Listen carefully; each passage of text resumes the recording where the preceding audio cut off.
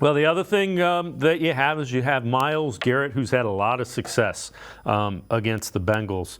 Garrett talked today about the importance of getting off to a fast start, as well as going against what's been a shifted and shuffled, remade Bengals offensive line.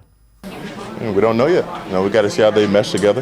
They had a great addition in Orlando, and his size, what he brings to the run game, what he brings to the pass game, and probably the leadership that he brings. I'm not particularly sure about the leadership aspect, but he's a vet, and he has a lot of years of experience. So seeing how he can turn that thing around, I'm looking forward to seeing it, and I guess we all are. Yeah, I mean, when you start off with so many division games like that, lined up, you want to be able to start fast and get ahead in your division.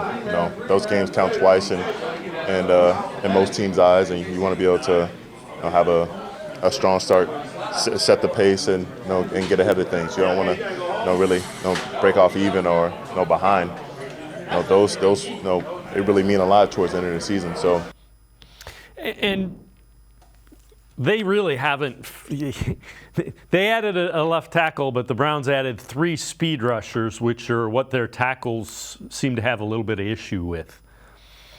Yeah, and I mean, Orlando Brown Jr. is certainly a very good tackle. He's finally going to get his shot at left tackle long term, and I think he's as good. He's very underappreciated. I think he is a true left tackle, and he showed it based on how he's played. And he's one of the few players that has really, given Myles Garrett some problems. But the problem for the Bengals is, yeah, you could take care of Myles Garrett on one side, but then you also have to deal now with Sedarius Smith and Obo Okoronkwo, who both I thought looked pretty good in the preseason, especially Sedarius Smith, who looked unblockable when really he was the focal point of that defensive front. Now you throw Myles Garrett in there, and all of a sudden, you can't double team everybody because you can't. Myles Garrett requires double teams at times. Sedarius Smith requires double teams at times, but you can't double team both guys. So you're probably going to have to leave, extra protection in there potentially if you're the Bengals, more quick passes potentially if you're the Bengals.